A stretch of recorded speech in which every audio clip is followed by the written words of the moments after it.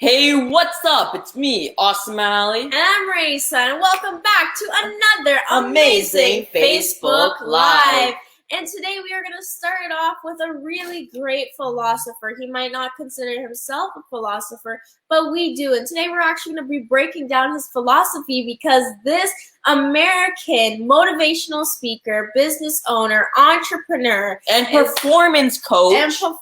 Thank you, Ali. And performance coach is going to be joining us tomorrow. So, woo! Ali, woo! So, Ali, why don't you read us the quote of the day, and then we can announce who's coming on tomorrow for our amazing Facebook Live. I sure can. So, the quote of the day is, so many people are so busy being busy that they don't spend time on the foundation of their life. Jairek Robbins. Now that name might sound familiar, especially the last name.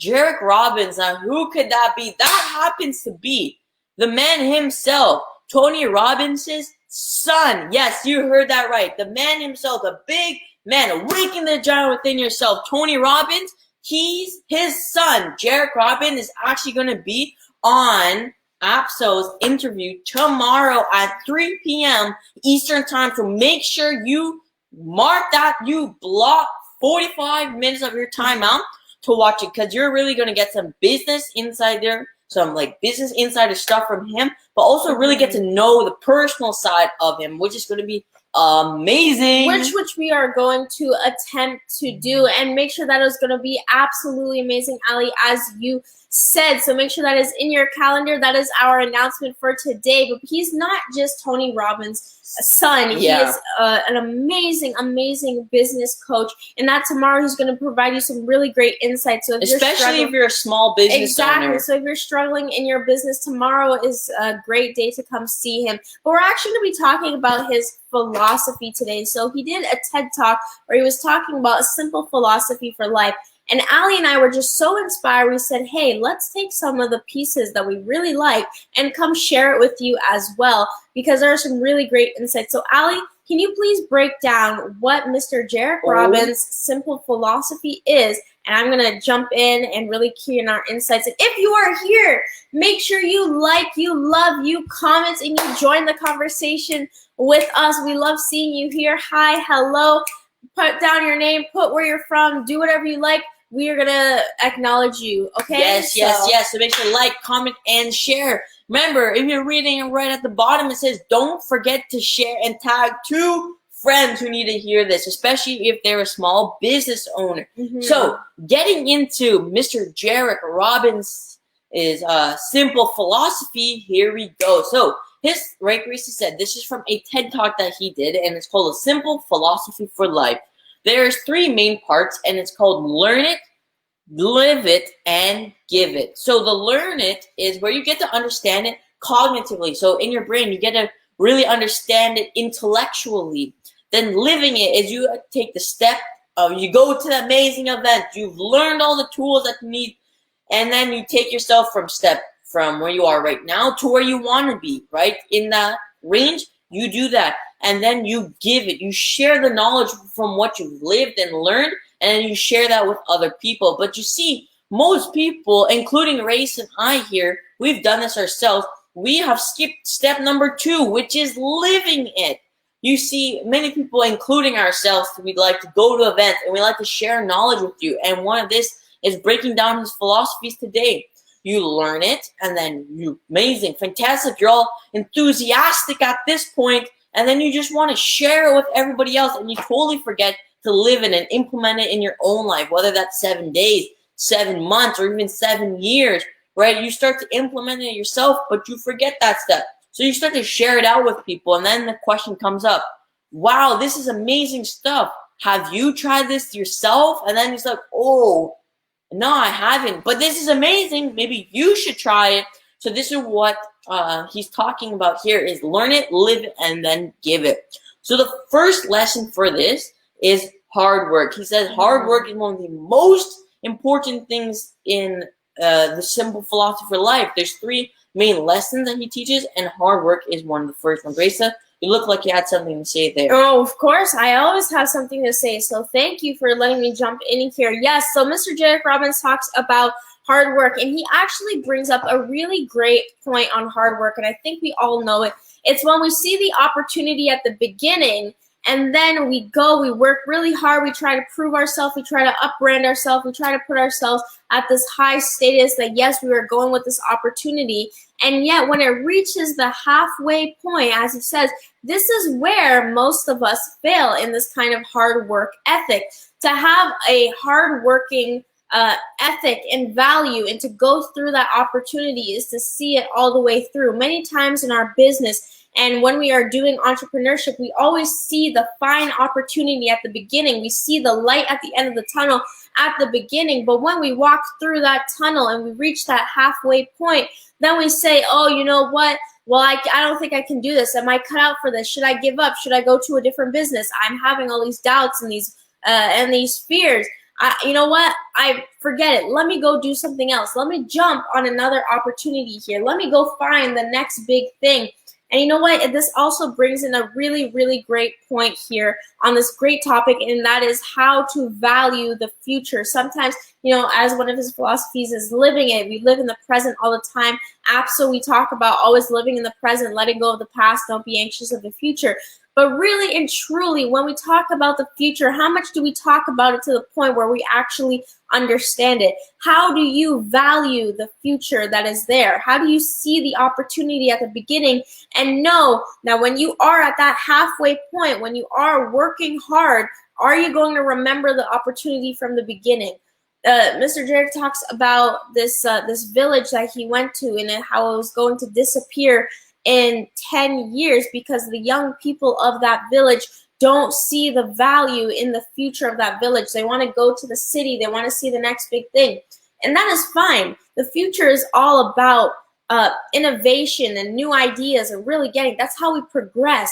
But do you value it enough to not only live in the present, but also see the opportunity for you to be committed to the future, for you to be committed to the value of it? Sometimes we tend to try to find the value in ourselves, but we don't find the value in others, in the other bigger, broader vision. And I think that's something we really need to point out on. So thank you, Ali. Did you have anything to say on that? No, I did not have anything to say on that. Actually, that's a lie. So talking about valuing the future, when you're talking about going through the tunnel, right? As you can see, the tunnel might look super clear. You can see the light. You don't really understand how long that tunnel might be. And then as you say, when you reach that halfway point, before you can see, if you look back, you see light on both ends, right? And you enter through having hope that's going to be a smooth ride. Without you knowing, halfway, there happens to be a massive hole in the ground that you have to take a leap of faith. You have to jump over in order to continue. But when you see that hole, are you going to be the person to jump over and continue to see what the end holds? Or are you going to turn around and say, damn, I can't do this right now? There was this interesting Instagram post I saw of a person drilling like fake people, of course, right? And there's diamonds underneath, and there's one person who's continually putting their effort inside of this one hole. They're just digging and digging and digging, and then they finally reach a diamond, while the other person, right, they want things instant, Instagram, right, insta this, insta that. We live in a world that's so instant that we forget some things have a time. There's a time lag in certain things that need to happen.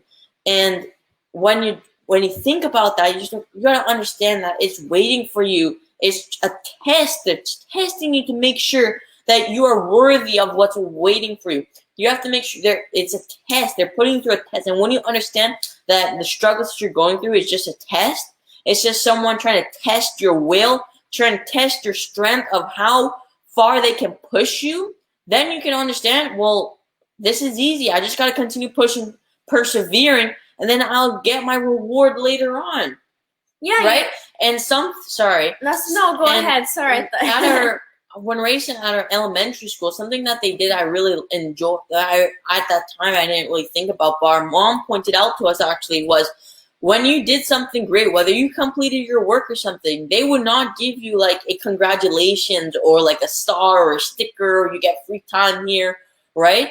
They didn't do that because they said, Why should you get rewarded for something that you were meant to be doing already? This is for your benefit here. You're supposed to be doing this work. If you go extra, then you get congratulated. You shouldn't get congratulated for just doing the bare minimum. When you go over and above, exceeding the expectations, that's when you deserve the congratulations. That's when you deserve the praise, because you put in the extra effort to not be average and normal. You put in the extra effort to be different, and that's where you deserve to get the praise. And when you continue with the hard work ethic of persevering and moving on, then you'll get to see the light. You'll get to see the light at the end of the tunnel. Oh, you know what? I really love how you said that, and because you said something really great there. You shouldn't be rewarded for something you are meant to be doing. So if it is your dreams, if it's your vision, if it's your goal, if it's something that you are extremely passionate about, you know it's your purpose, you know you're meant to be doing it, don't complain about the little pebbles that are getting in your way. That hard work. That little pebble that slips in your shoe. Exactly, annoying you all the way home. Bibi Hussein, who says, it's okay to fail at the test, but never give up. You are so, so right. But you know what? The biggest light bulb just went off in my head, that when we're in that tunnel, we see the light at the beginning, we see the light at the end, but no one ever talks about the light inside of the tunnel, the light inside of the journey all the time. Sometimes it is just dark. Exactly. Sometimes it just gets dark. It is this dark journey till you reach the end of the tunnel, till you reach when you surpass the hard work, and then you reap the benefits at the end. So we're gonna actually on that point too. About the failure bit there, of the hard work and continuing to persevere. What I thought was really interesting is that if you look at a lot of successful people who've made billions and millions of dollars, they've lost the same amount or even more in the past, right? That's a good point. I remember Jim Rohn, I was just listening to him the other day. That's why he's the first person to come to mind for this. He was talking about how at one point in his life, he was finally going up and making, and he had a few $1 million in the bank. He made poor investment choices and ended up with zero.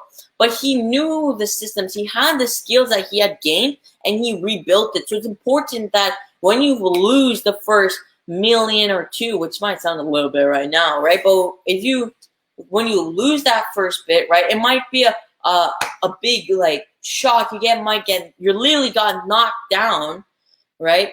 But it's about adapting to it. What he says is, I didn't continue to live the same lifestyle that I was used to. I wasn't living the millionaire lifestyle. I wasn't continuing to do that, even though I was flat out broke. No, I sold the cars. I knew I had to sell the cars. I knew I had to sell the house and just downsize for a bit, because I knew I had to go back up. But in order to do that, I needed a little bit of money here. So I had to sell the things that were not that valuable to me at that time. I had to put food on the table to my family. And what I think, and moving on with what Jared Robbins here is also talking about, is shifting your perception, right? In that moment, he shifted his perception from, all right, I got to sell these things, right, so I can work. He shifted perception of that hard work. And what he says is, when you wake up in the morning, would you rather wake up to, oh, I got to go to work to pay the bills, or when you wake up to say, I'm waking up in the morning so I can pay my future, my fortune that's waiting for me. I'm going to wake up to my fortune. It's just a little bit of hard work I got to do right now. Yeah, you know what, Ali? That was absolutely well put. And Bibi Hussein says, the darkness is in the middle. Never look back when moving forward. You got it. Yes, Bibi. And she also says, it took me 30 years to live my best life, and I am happy and I'm healthy. Congratulations. Well done. And overnight success. Yes. I knew you were going to say that, but I wanted to say it first. I was actually going to say that, thank you. On that point where the darkness never looked back, I love that. But also at one point, right, sometimes the time's not right all the time, right? Sometimes you might be going through the tunnel and that big gap is there, but you don't have the material to jump over. It's too big of a gap to jump, but you know there's material back where you started. Right? So you know it's coming. You know you can get over it. But sometimes you could go back, gather the material, and continue to build forward. Right? There's, you might not know about this, but there's a hypercar company called Koenigsegg. It's a Swedish company. And the founder, they just released a new car. It's called the Gemera. And what I found was so interesting is this is a 4-seater supercar producing over 1,700 horsepower, right? From two battery engines, you could say. I think that's proper term, and another smaller 3 combustion engine. But what he said is, at the time when he first started this, over 20 years ago, this first idea came in to his head. He sketched it up. 20 years ago, they didn't have the technology to do that. Well, he started his journey in the tunnel. He understood that right now, there's not the technology. Put it on hold for a bit, and then 20 years later, he was able to actually produce it and manufacture it and really see his vision come to life. So sometimes you got to understand, maybe this isn't the right time right now, but don't forget about it. Remember that it's still there. Put it on the back burner for a second or two and continue to build it. He didn't stop producing cars. He created many more extremely fast cars, and that allowed him to, all right, I know what I'm doing, help build that experience. And as the technology continued to develop, now he's able to produce a 1,700 horsepower car that's going to reach over top speeds of 500 kilometers an hour. Now that's pretty crazy. And to wait that and see that happen, that's amazing. And it's for families. That's the most important part there. Ooh, okay, very nice. You know what? That's the thing, too, that even though you kind of go to these events and you're trying to put out those actions, and as you say, really, really live it, we always say our words are so important, and they are, because the words, the thoughts are the very first thing. They are the command before the action. They are the thought before you speak. They are the words before you go into it. Every time when we say knowledge is power, knowledge becomes power. Potential power. Well, you say potential power, but I say it's power as well, because before you take the action, oh, thank you, Ali's fixing our lighting here, so now you can see our whoa, our lovely faces. Our lovely faces. Yeah, exactly. So I say, he says potential power, but I say it is power, because it is the words, it is the command before it becomes into action, before you can actually go out and do that. But as we are going back to Mr. Jerrick's, yeah, we are here. Well, we are at the point where it is, how do you shift your perception and procedure when it comes to that kind of I think we already kind of covered that with the Jim Rohn and stuff. You did cover that with the. Do you have something to say with that? I did have. All right, go. Okay, thank you, thank you. When he says talking about shifting your perception and your procedure, the one thing is falling in love with the final product and falling in love with what you will deliver. So when we had done that questionnaire on our Facebook and we said, what was something you could do or really like improve? And one person said, falling in love with my product, falling in love with what you will deliver. So as you go through the hard work and you're on the drawing board, or Ali said, with the Swedish, right? The car, the Koenigsegg. Yeah, the Koenigsegg. Yeah, Swedish. Yeah, okay, Swedish. When he was drawing it out, he wasn't necessarily looking at the end product of the car, but he was falling in love with that he could deliver a car that would give you the experience of being a great a racer, a great driver, falling in love with the experience that he's going to deliver one of the best, the fastest cars in the world that guys like Ali or girls are going to absolutely love and fan over. So in your business, in your life, in your entrepreneurial journey, sometimes you don't need to fall in love with the past and your end product, but you need to fall in love with the experience and what you are going to deliver to those people. Again, it goes back to finding the value in the future. Yeah, shifting your perception and your procedure, right? That I love that. Amazing. And that ties in perfectly with the next lesson that Mr. Jarek talks about in his simple philosophy, which is learning to find a deeper sense of feeling and purpose in the simple things. So like you said, going through with the experience of the car, he created a deeper purpose, which was of going back to one of his first experiences in a supercar, which was a Lotus. I can't remember the actual name right now, but the Lotus something, which was actually one of the first four-seater supercars at the time that one of his friends' dad had, and he remembers having a blast of memories in there. So he decided to create that experience again, but in a much faster car. So he's able to find a deeper sense of meaning to pursue this. And when you can do that, especially in the small times and the dark days, that's when it's most important, is finding that purpose. And I like this part because Mr. Jarek talks about how he took a trip to Uganda. Actually, he took a trip to Uganda because he enjoys traveling. He wanted to see how other people live. And there was a man, when he woke up every single day, he would wake up to the, what's it called, the sunrise over the landscape there. Yes, thank you. Over the sunrise, the amazing sunrise coming off over the plateau there and seeing it when he woke up. But there would always be this 80-year-old man there sweeping the pathway to the hospital that he was staying at. And he would sweep it, reach the road, and turn back and sweep it and sweep it. So after 30 days, Mr. Jarrett goes up to him and asks, why? He has a translator at the time. He's like, why do you do this? Why do you do this every single morning? So the translator goes there, talks, and gets a reply, and the guy says, well, I have to. So Mr. Jarrett asks a question again, but louder. He's like, no, why? As if the guy didn't understand, right? It's like, why? You know, we think that when people don't understand us in another language, we gotta speak louder, you know? Why do you do this every single day? But then you got a reaction from the old man, which is, wow, yes, I got it. I know what you're saying now. So he told the translator what he was, and he said, I do this every morning because of the newborn babies that are born, and the people on their deathbed. I want to give them that last bit of amazing, clean experience throughout, whether they're coming in or they're leaving the world. I want to give them that last bit of experience. Imagine such a simple task of just sweeping, well, maybe simple, difficult for others maybe. So we're sweeping the path to an amazing hospital, right? Sweeping that path, and simple task, I might say, oh, I would never want to do that. But he found a deep sense of meaning that I would want to say, yeah, okay, with that purpose and meaning behind it, I would do that. You know, when you can create a deeper sense of meaning and purpose behind the simple task, just see how amazing the experience can be. And there's an amazing quote by the Dalai Lama when he was asked, what surprised him most about humanity? He said, man, because he sacrifices his health in order to get money, and then sacrifices his money in order to get back his health.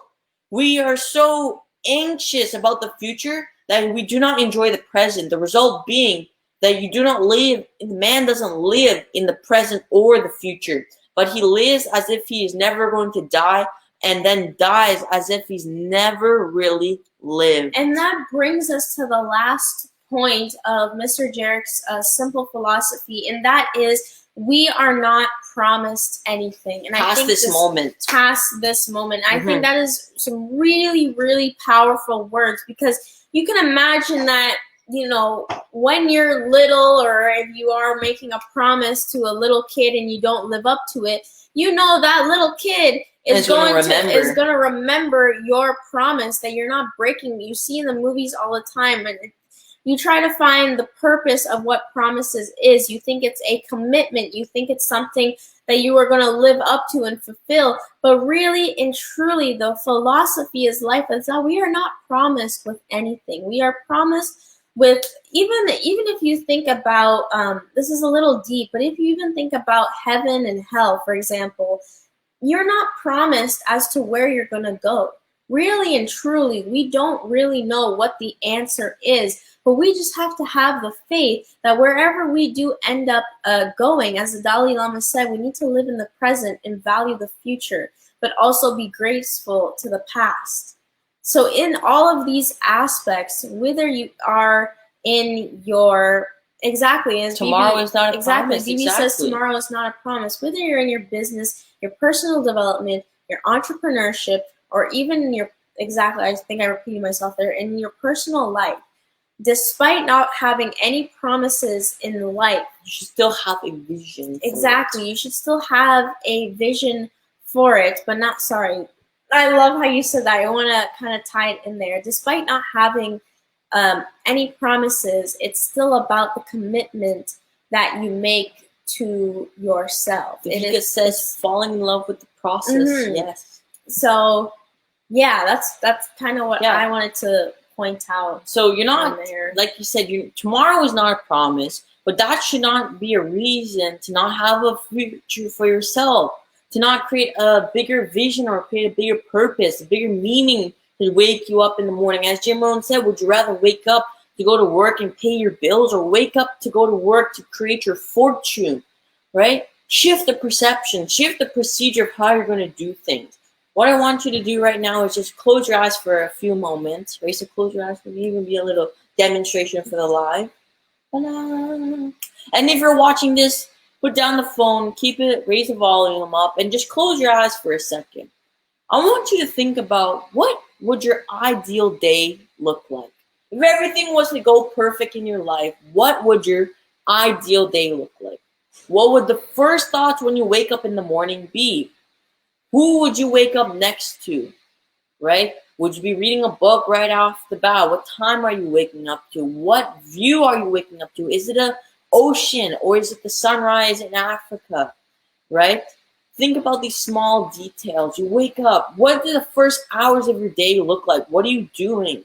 What do you have for breakfast and lunch? Who are you having breakfast and lunch with? What type of car are you driving if you have one? Where are you living? What do you want to do? What are you doing? What activities are you doing later in the day, right?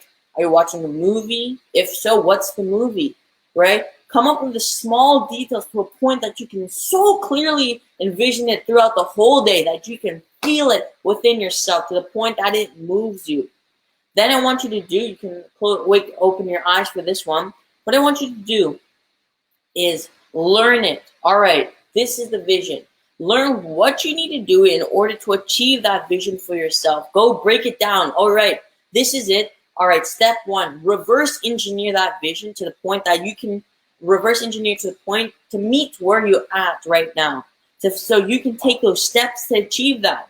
Once you've continued to live it so much through the visualization process, even achieved it, share it with people. Share it. Give it out to the world so they can continue to develop. Pass down the message. What I think is so sad is one person who has so much knowledge within themselves, who's had such an amazing experience without life, had it all for them, had to go perfectly, not perfectly, but had to go amazingly towards the end, right? Who's created some of the biggest things, got the most knowledge, but they've never shared it with a single soul. They never decided to pass it down. I think that's one of the saddest things.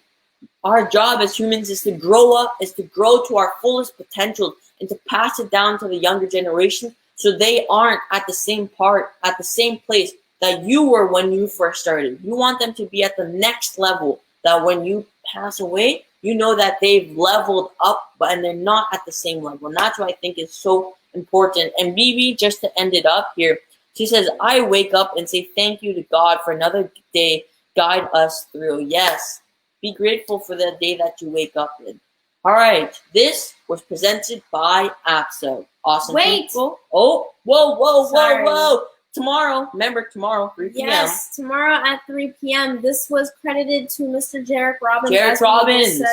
As we dissect his philosophy. Which is a simple philosophy. Yes, and going through that kind of exercise. So, yes, tomorrow, 3 tomorrow, p.m. 3 p.m. Whoa. Don't forget to tag and share don't forget to share and tag 2 friends, all right? And make sure, mark it down, 3 p.m. Eastern time. All right, that's Eastern time, 3 p.m. tomorrow. Mark out 45 minutes for tomorrow. It's going to be amazing. Presented by APSO.